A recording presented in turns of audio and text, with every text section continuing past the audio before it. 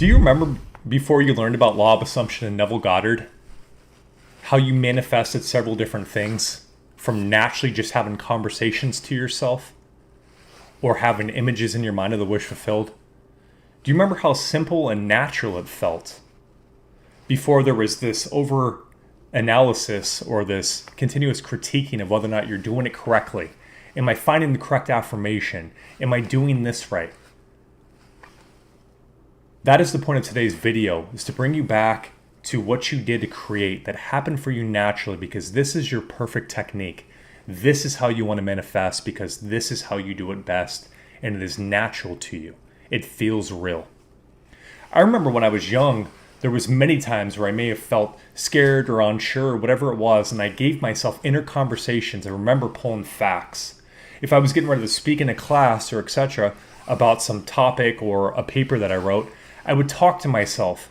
You're incredible at talking, you speak with authority, people love hearing you speak, etc. And I would accept these self-suggestions, and then as a byproduct, the times I did that and accepted them, I had a great presentation. Vice versa, I can think of many times where I created unideally. I used to always tell myself, remember being about 18 years old is when I started kind of paying attention to my inner talks. I would tell myself and others how tough my life was. I remember when I was 18 years old, I went from having 20/15 vision to legally blind in about 6 months. I developed a eye condition called keratoconus. A very unique eye condition. 1 in like 2,000 people have this. That was created, I know now, because of my assumption that unideal things happen to me continuously. I remember carrying this on later in my life too. I would tell people all the time how my life was more difficult than theirs. I love to share how I went through more things than anybody else that I knew. I remember having conversations with my grandma. Everybody I had conversations with about this. Conversations went on with me internally all day long. They were natural. And what did I do to create this? I kept sharing quote unquote facts. Now again, facts are subjective.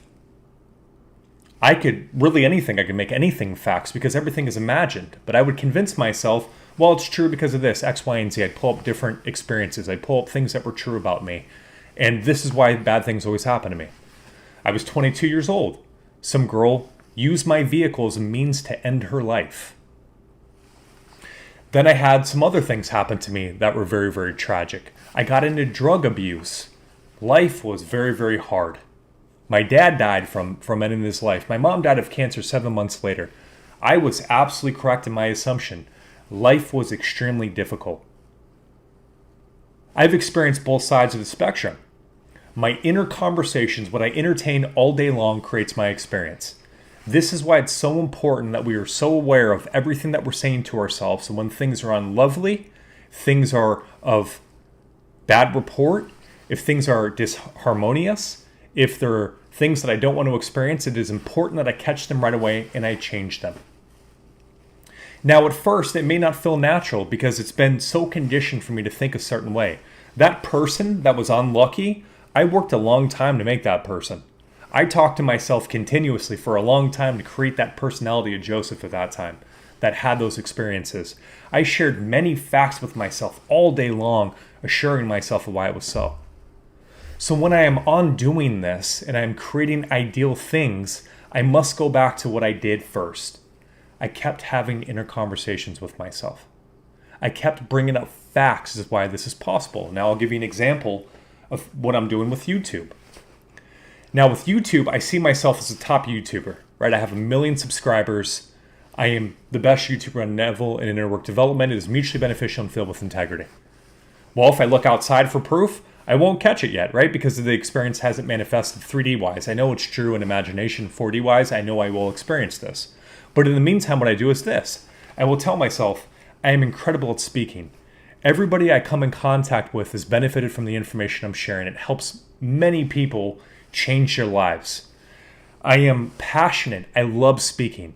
I love people. I love seeing you guys sharing your comments of how you're practicing the things I'm talking about, and then your life is changing in an ideal manner. I shared the fact, again with myself, of how I manifested my wife, how I manifested the condo I'm living in, how I manifested my cars, how I manifested making the amount of money I made. This stuff goes on all day long within me. Again, giving myself reasons as to why I can accomplish this outside fact. Little by little, I'm getting better at making videos. New ideas are flowing to me. People that I need to come in contact with are flowing into my life.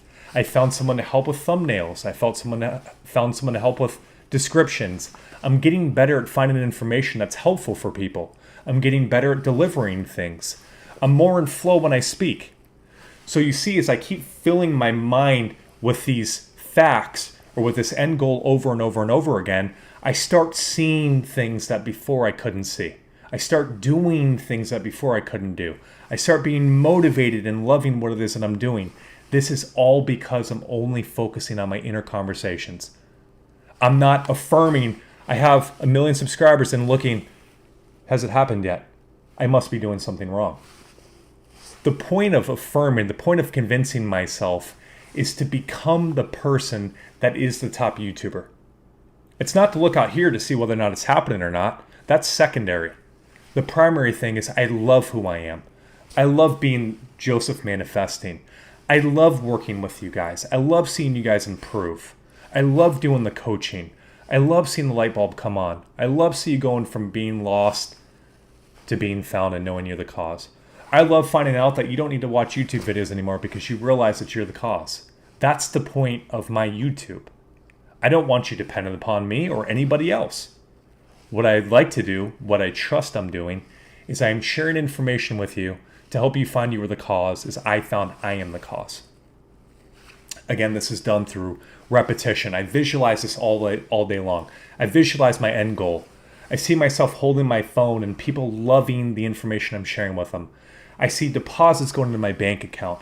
I see people telling me how much they love my content. This goes in my mind all day long, continuously.